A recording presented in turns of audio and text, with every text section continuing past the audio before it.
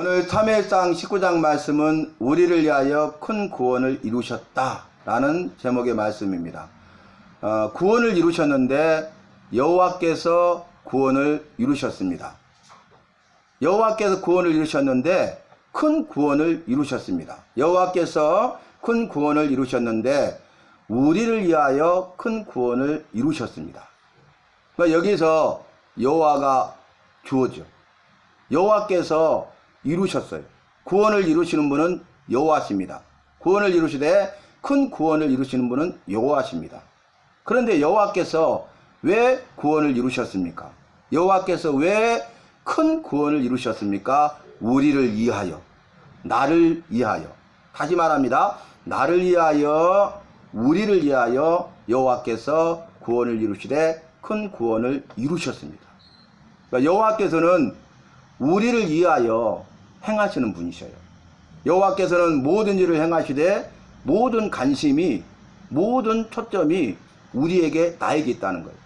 그러니까 우리를 위하여, 우리를 향하여 큰 일을 이루십니다. 나를 위하여, 나를 향하여 큰 일을 이루십니다. 여호와께서 이루신 큰 일 가운데 가장 큰 일, 여호와의 큰 일이 무엇인지 아십니까? 그것이 바로 구원입니다. 구원의 의미는 죄로부터 나를 건지시고 죽음으로부터 나를 살리신다는 의미예요. 다시 말하면 내 죄를 용서해 주심으로 죄로부터 나를 건지셔요. 죄악의 수렁으로부터 우리를 끌어내십니다. 죄악의 늪으로부터 우리를 끌어내십니다. 그래서 시편 기자는 이 사망의 수렁으로부터 나를 끌어내시나이다 그랬어요. 여러분, 수렁이 있죠. 늪은 이꼬로 사망이에요. 늪에 빠지면은 죽는 거야. 그러니까 스스로 자기가 그 늪에서 헤쳐나올 수가 없죠. 여러분, 이 늪은 내가 스스로 혼자 해결할 수 없는 문제예요. 그리고 그것은 사망입니다. 그런데 내가 스스로 해결할 수 없는 늪에 빠졌는데 스스로 해결하려고 하면 그 사람은 어리석은 사람이죠. 스스로 해결하려고 애를 쓰고 발버둥을 치죠. 애를 쓰고 발버둥을 칠수록 더 깊이 들어가요. 더 수렁에 깊이 들어갑니다. 늪속으로 빨려 들어갑니다. 그래서 죽어요.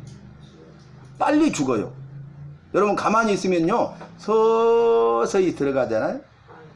그런데 거기서 살아나려고 애를 쓰고 발버둥 치면 더 빨리 들어가. 여러분, 무엇을 말하냐면 수렁, 늪은 뭐냐? 사망인데 이 말은 스스로 그 문제를 해결할 수 없다가 답이에요. 그걸 빨리 알아야 돼. 스스로 문제가 해결할 수 없으면 그 답은 무엇입니까? 해결책은 무엇입니까? 다른 누군가로부터 도움이 필요하다는 거예요. 스스로 문제를 해결할 수 없다? 그러면 두 번째는 다른 누군가로부터 도움이 필요하다?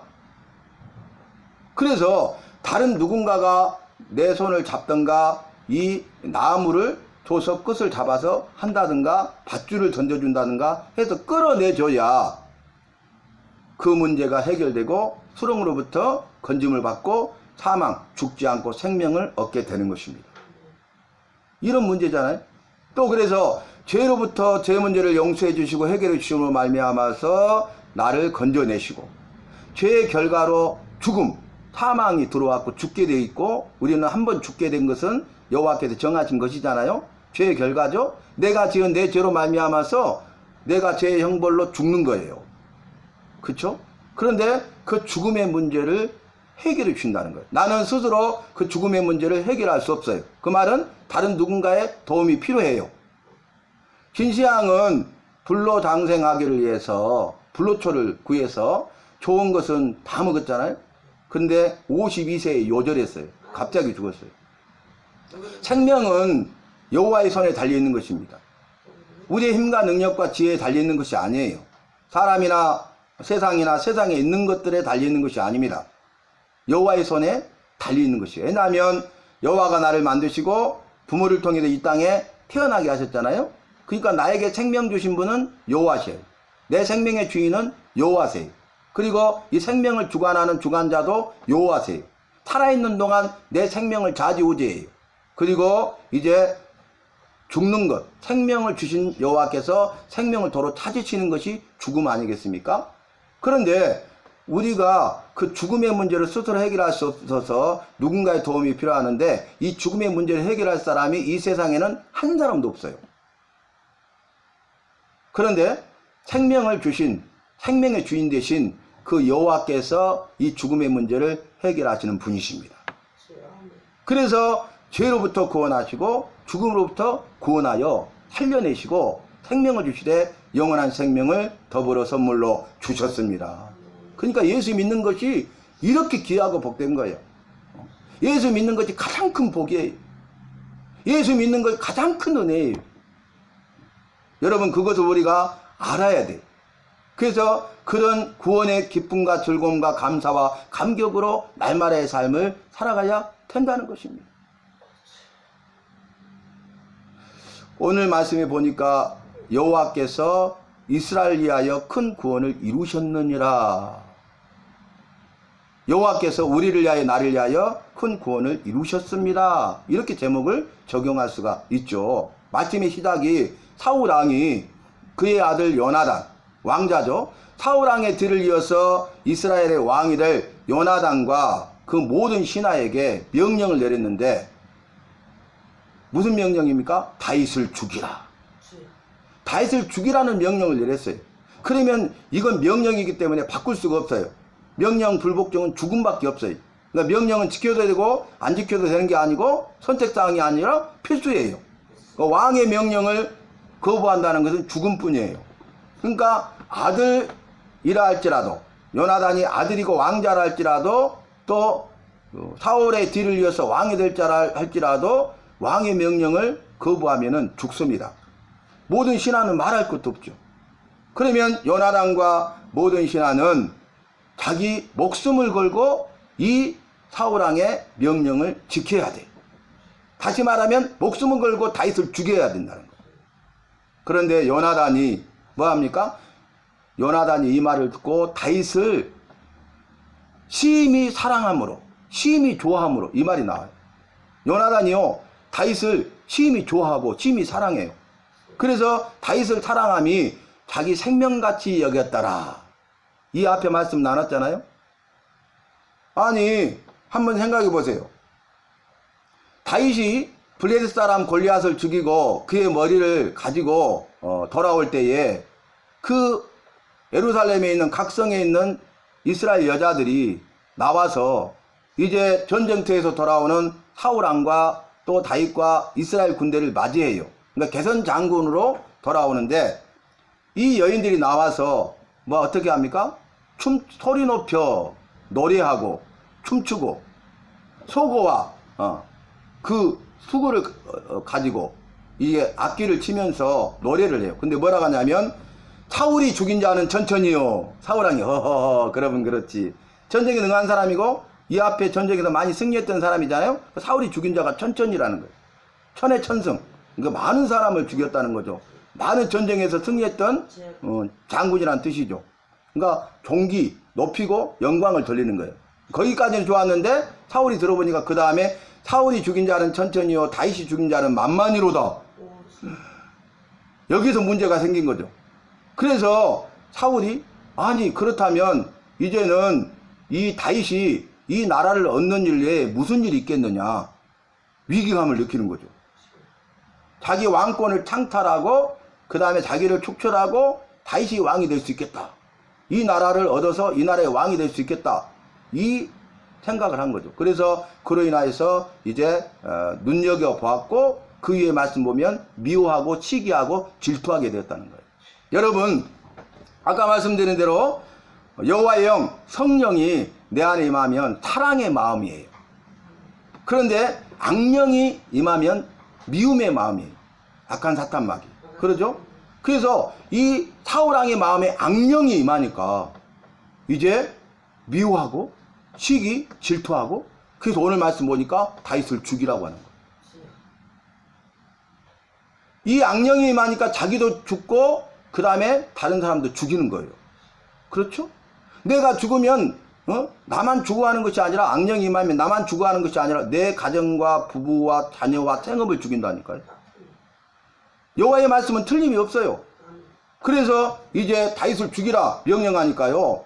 어떤 일이 생기냐면 그의 아들 요나단이 다윗을 자기 생명같이 여겼고, 오늘 말씀 보면은 그럼에도 불구하고 다윗을 심히 좋아함으로, 심히 사랑함으로 이 사실을 알려줘요.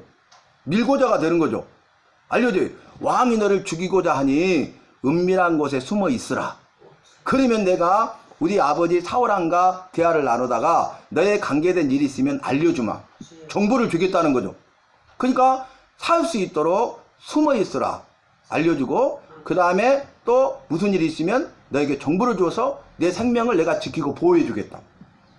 요나단은 그의 아버지 사울왕의 뒤를 이어서 왕이 될 자잖아요. 그러면 요나단도 사울왕과 똑같이 생각하는 것이 마땅하고 당연할 수 있잖아요. 자기가 왕이 돼야 되는데 다윗이 왕이 될 수 있잖아요. 그러면 사울왕과 합세해가지고 그냥 다윗을 죽이는데 있는 힘을 다해야죠. 열을 내야죠. 그런데 여호와께서 이제 사울왕에게는 악령이 임하니까 다윗을 죽이라고 명령했지만은 여호와의 선한 영이 요나단과 함께 하니까 사랑의 마음으로 다윗을 심히 좋아하고 심히 사랑하는 마음을 주고 다윗의 자기 생명같이 여기게 하신 것입니다. 이게 여호와의 구원입니다. 그러면서 요나단이 그의 아버지 사울왕에게 이렇게 말합니다. 무슨 말을 하냐면은, 아니 어찌하여 다윗에게 사울왕 아버지는 범죄하시려고 하십니까? 다윗은 왕에게 범죄한 일이 없습니다. 다윗이 왕에게 행한 것은 선한 일 뿐입니다. 다윗이 자기 목숨을 걸고 브레스 사람과 싸워서 이겼지 않습니까? 그리고 이 일을 통해서 다윗이 골리앗을 쳐 죽임으로 인해서 여호와께서 이스라엘에 하여 큰 구원을 이루셨음을 왕도 보고 기뻐하셨는데 왜 죽이려고 하십니까? 사실을 이야기하는 거죠. 그러니까 그 말에 대해서 사울왕이 맹세해요. 내가 여호와께 맹세해서 다윗을 죽이지 아니하리라. 오늘 본문입니다. 그런데 여러분, 그 이후에 말씀 보면 어떻게 합니까? 창을 던져 죽여버리려고 해요. 피해서 살아요. 그리고 수없이 죽이려고 하고, 그로 말미암아서 다윗은 도망자 신세가 됩니다. 그래서 굴로 숨고 또 숲속에 가서 숨고 광야에 가서 숨고 항무지에 가서 숨고, 그래서 도망다니는 거예요. 계속 군대를 보내는 거예요. 죽이려고 도망다녀요. 그런데 나중에 어떻게 됩니까? 그 문제가 해결되는 것이 아니라 더 이상 이스라엘 전국에 돌아다니면서 숨었는데 숨을 곳이 한 곳도 없어요, 이제는. 그래서 결국 자신의 적국인 원수나라인 그 가드의 아기스 왕에게 망명자가 됩니다. 그러니까 도망자에서 망명자가 됐잖아요. 그러면 우리는 원망 불평불만할 수 있잖아요. 내가 여호와를 믿는데 이럴 수 있습니까? 살아계시면 이럴 수 있습니까? 아니, 복을 주셔야지 마땅한 거 당연하지. 내가 잘못한 것 없는 줄 아시잖아요. 내가 죄 지은 것 없잖아요. 나는 선한 일만 했을 뿐이잖아요. 너무 억울해요. 그럴 수 있잖아요. 도망다니면서 그럴 수 있잖아요. 또 그 다음에 망명자가 되면 이제 그때는 이판사판이죠. 나 여호와 안 믿어요. 필요 없어요. 그렇게 다녀요. 그런데 원망하지 아니하고 불평불만하지 아니했어요. 여호와는 나의 목자시니 내가 부족함이 없으리로다. 내 잔이 넘치나이다. 그러므로 내가 여호와 집에 영원히 가겠습니다. 내 믿음 변치 않습니다. 악한 사탄 마귀가 흔들어도 내 믿음 변치 않습니다. 어떤 상황과 환경 가운데서도 내 믿음 변치 않습니다. 세상은 흔들리고 사람들은 다 변한다 할지라도 나는 내 믿음 지키겠습니다. 나는 여호와를 믿습니다. 여호와의 말씀을 믿습니다. 이 사람을 들어 쓰시는 거예요. 그래서 결론 어떻게 됩니까? 사울왕과 요나단이 길보아 전투에서 전사에서 죽고, 그 다음에 망명했던 그 다윗이 돌아와서 이스라엘 왕이 되고 강력한 통일왕국을 이루고 여호와께서 다윗에게 말씀하신 그 약속의 말씀을 이루셨습니다. 사랑하는 성도 여러분, 오늘 여호와께서 이스라엘을 위하여 큰 구원을 이루셨습니다. 오늘 여호와께서 우리를 위하여 나를 위하여 큰 구원을 이루셨습니다. 이 구원의 여호와를 찬송합시다. 영광을 돌립시다. 우리가 여호와를 믿는다는 것은 그 구원의 여호와와 하나가 되는 거예요. 연합. 그 안에 있는 거예요. 그리고 우리에게 구원의 이런 큰 은혜를 주신, 가장 큰 은혜를 주신 그 여호와께 우리가 할 것은 찬송하는 거예요. 찬송. 찬송은 뭐예요? 여호와와 여호와의 거룩하신 이름을 가장 높여드리는 모든 행위가 찬송이라고 말씀드렸어요. 여러분, 이것이 여호와를 가장 기뻐하게 하는 거예요. 여호와를 기쁘게 하잖아요. 내가 입을 열어서 노래를 통해서 여호와를 높여드리던가, 입술로 곡조 붙은 곡이 아니어도 입술의 고백으로 여호와를 높여드리던가, 악기를 통해서 여호와를 높여드리던가, 삶의 관계 속에서 여호와를 높여드리던가, 이 모든 것을 통해서 여호와를 기쁘시게 하면 여호와께서 나에게 은혜와 복과 생명을 주시는 것입니다. 이 이스라엘 나라 12지파를 이루는데 야곱의 12아들이 12지파를 이루었잖아요. 그런데 이제 그 야곱이 첫 번째 부인 레아를 통해서 아들을 낳았는데 네 아들을 연달아 낳아요. 아들 낳고 아들 낳고 아들 낳고 아들 낳고. 근데 세 번째 아들이 레이입니다. 네 번째 아들이 유다입니다. 근데 12지파 12아들 가운데서 여호와께서 어떻게 이루십니까? 네 지파를 선택하셔서, 그러니까 모든 민족 중에서 이스라엘을 선택했잖아요. 그 12지파 중에서 또 네 지파를 선택했어요. 네 사람들을. 그래서 여호와께 제사 드리는 제사의 직무에 수종하고 여호와를 섬기게 하십니다. 아멘. 그리고 12지파 가운데 유다 지파를 선택하세요. 또 그래가지고 거기에서 왕권을 주시고 왕이 나오게 하시고 그 계보를 통해서 영원한 왕이신 구원자신 예수님이 오십니다.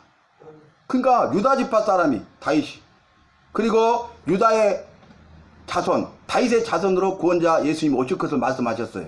근데 그 말씀이 이루어졌죠.